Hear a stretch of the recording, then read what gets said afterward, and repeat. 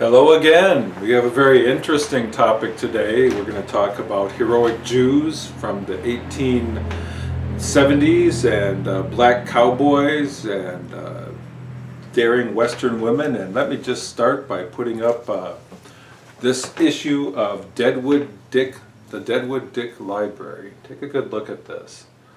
This is an issue. Notice the headline doesn't involve Deadwood Dick.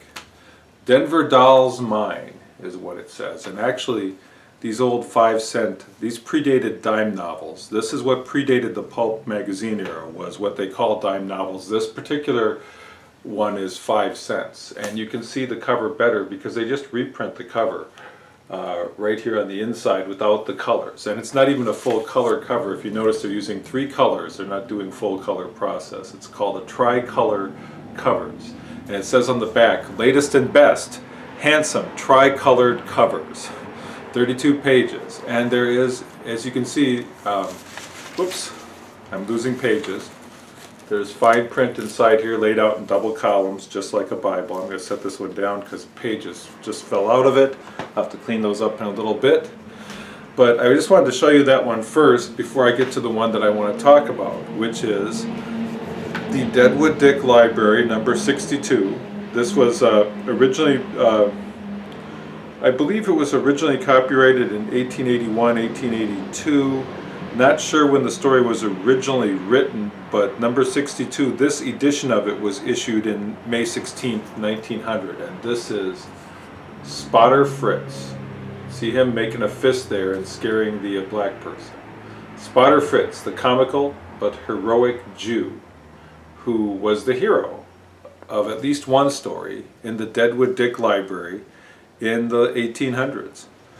And the title of this story, it actually has a long subtitle too. It is called Spotter Fritz, or the Store Detective's Decoy. Now that leads you to think the store detective might be the actual hero and that Spotter Fritz might just be sort of a comic relief character, but actually Spotter Fritz solves the mystery, such as it is.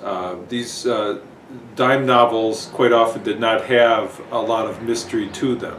The reader is quite often let in the know as to who the villain is from the beginning, and then it's just a matter of seeing how the hero finally reaches the conclusion that the villain is who he is. But the reader knows.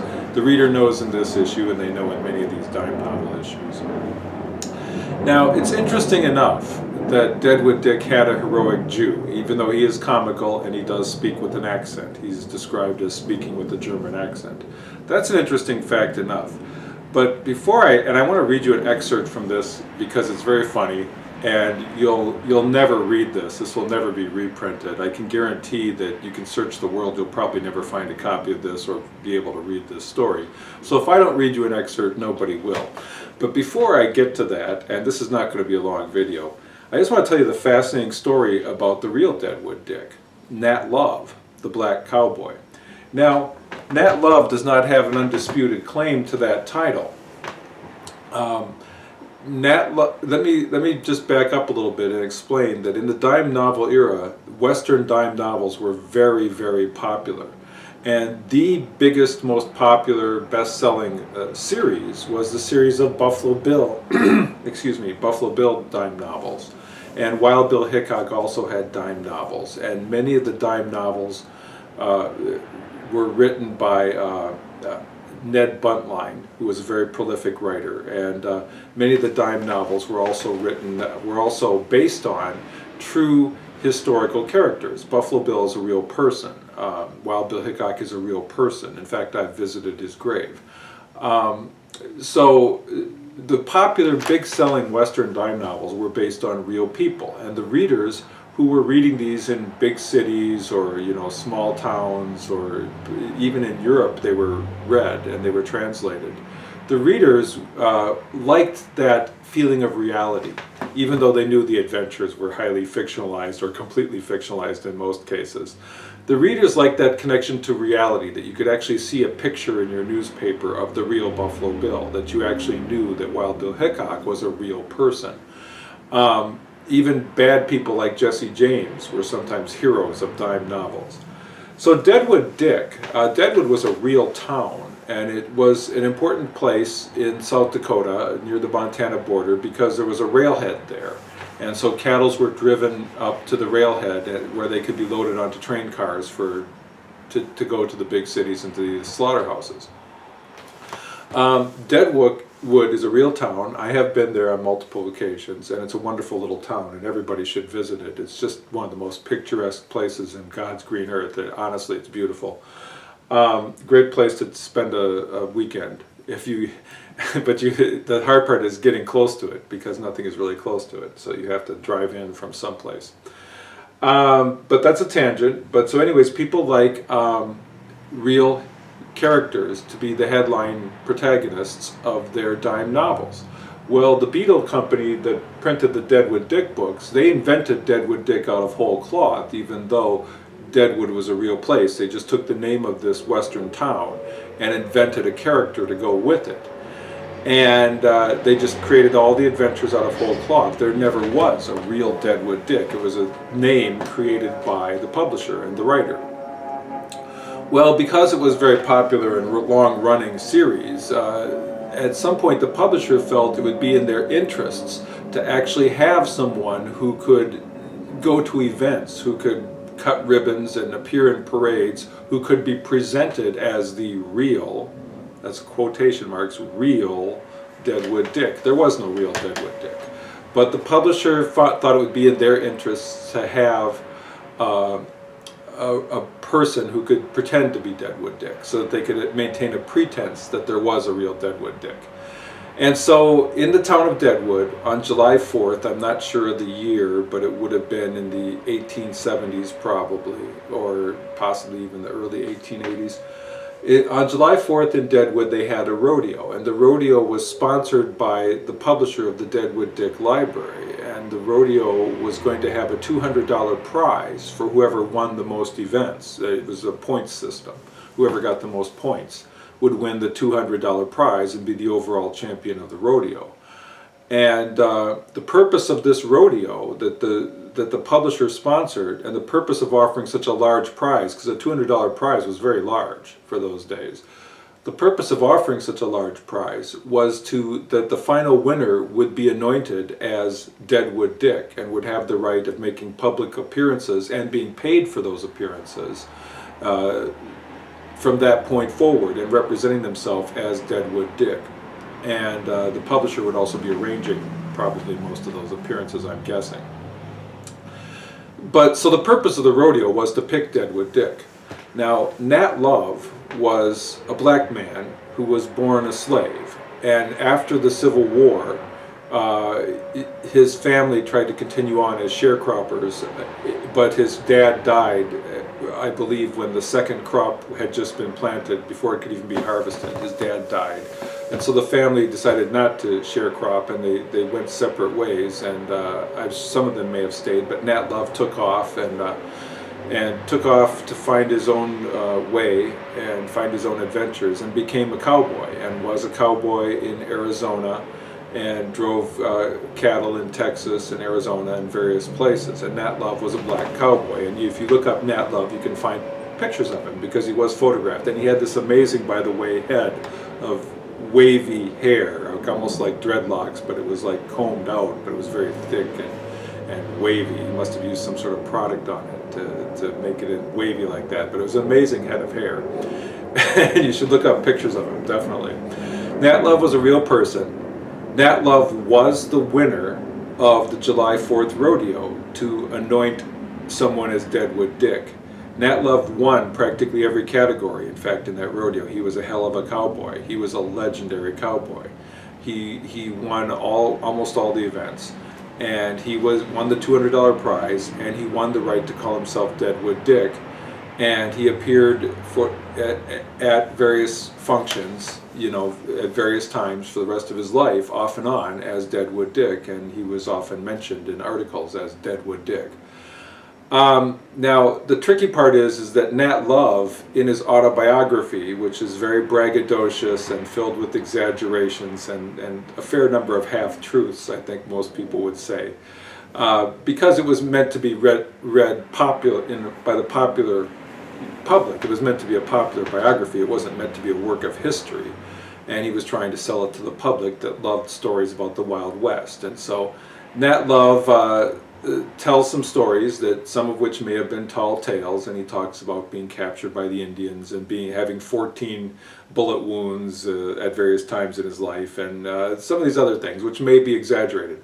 And Nat Love, in his autobiography, says that the rodeo that he won just happened to be going on, and he just happened to be in town, having driven cattle up to the railhead at Deadwood, and he just happened to enter the rodeo for the $200 prize.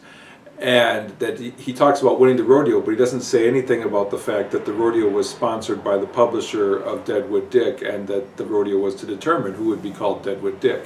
But in his biography, Nat Love does talk about winning the rodeo, and he says that after he won the rodeo, his friends and associates all started calling him Deadwood Dick, that it was just a nickname that they tagged on him. So I think, reading between the lines, we can say that Nat Love has altered the story a little, that he wanted the nickname to be something that he came about just naturally and organically, and therefore he altered the story and didn't mention the fact that the purpose of the rodeo was to choose Deadwood Dick. So I don't think that the inconsistencies between the historical fact and what Nat Love say in any way diminishes the fact that he is Deadwood Dick. The fact that if you look it up on Wikipedia they don't present it as an undisputed claim is because there was a fellow, a gambler from Deadwood, who had lived in Deadwood most of his life, and not most of his life, but most of his adult later years. And this gambler was named Richard Palmer, and of course Richard can be shortened to Dick. And he was a well-known gambler who made his living gambling, and hung out at Deadwood, 24/7. So some people say that Richard Palmer was the original Deadwood Dick.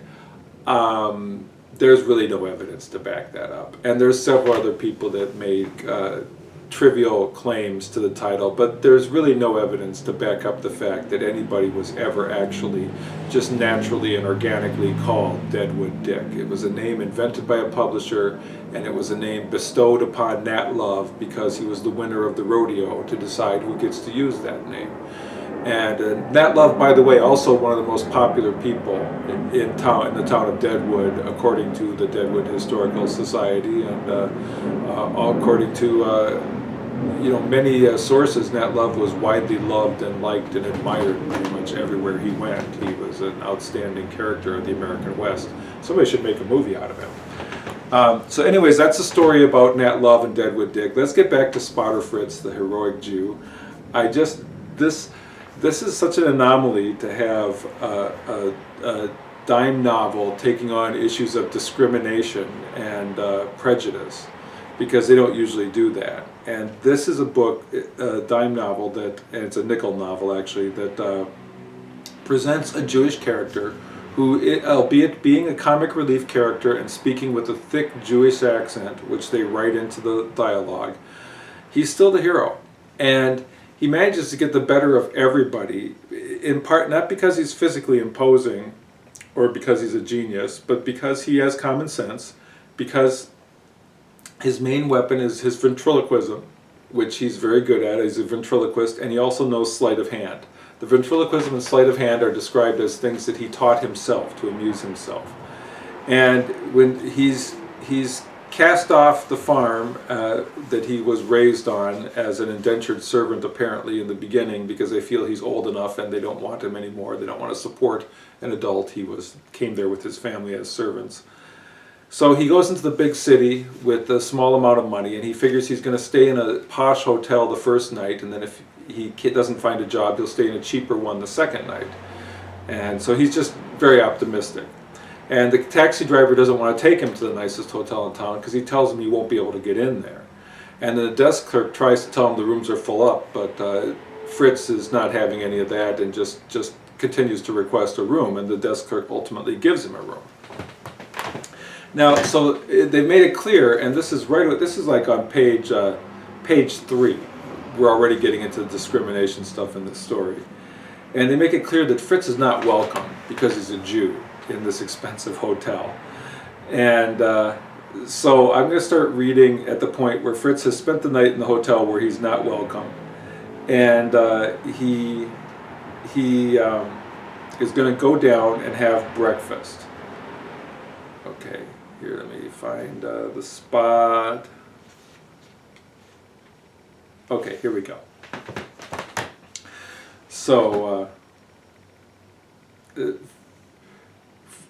he woke at a seasonable hour, and the following morning he dressed himself and went downstairs to the breakfast room. This is Spotter Fritz. He woke and he went down to the breakfast room. And by the way, there's an N-word in here, which I'm going to say N-word. I'm going to start over. But there's an N-word in here. I'm going to say N-word. And I think it's funnier if I had actually said the word, but I'm not going to read that word, because when you read a word like that on videotape, people can isolate that and take it out of context and smear you with it. So I'm not going to read that word on tape.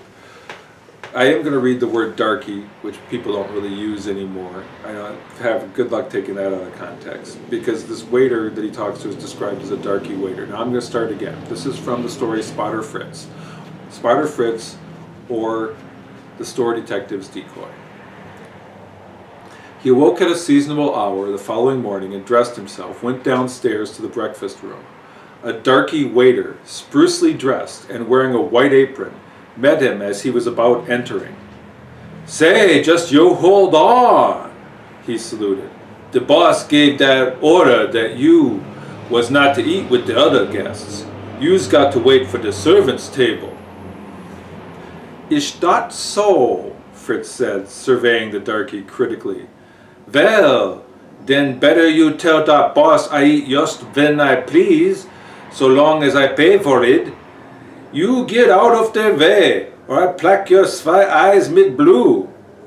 And he doubled up his formidable pair of fists so threateningly that the darky immediately got out of his path. "Take care, sir! Don't strike me, or I'll have you arrested. Don't you go in that breakfast room, or I'll tell the boss." "Tell him, dat ish all right," Frisch retorted. "I plaque his eye if he fool mit me."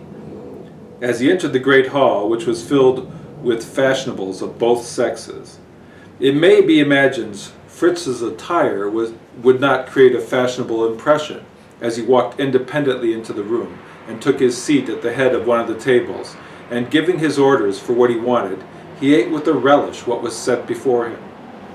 He keenly felt the evident displeasure of the others to his presence, and resolved to have satisfaction. From his position he commanded a view of nearly all the tables, which gave him a good vantage ground. "Pie!" he ventriloquially caused a stout elderly lady to shout, and all eyes turned upon her in astonishment, for she was a leader of fashion, and the last one to be guilty of such a breach of etiquette. "Rotten eggs! Ew!" came from another part of the room. "Hares in the butter!" apparently cried another lady. These exclamations, as may well be imagined, caused an immediate sensation, and the boarders stared at each other inquiringly, some utterly shocked, while others were inclined to laugh. And Fritz went industriously on eating, nobody suspecting him to be the author of the cries. Several of the guests and boarders got up to leave the room. "Look at 'em go! They're sick!" a voice cried. "Dead flies in the biscuits! Back!"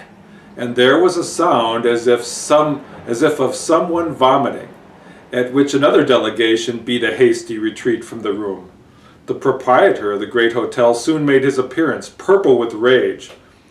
"What is the matter here?" he demanded, striding up and down the room. "Who is it that is finding fault with the service? Is it you, sir?" And he caught hold of Fritz's coat collar angrily. "Shiminy dunder!" Fritz ejaculated innocently. "What is der matter? I done was doing nothing. Der matter mit der food." "Then I'd just like to find out who's creating all this disturbance," the landlord stormed. No one answered him. What guests yet remained in the room were now as much nonplussed as he.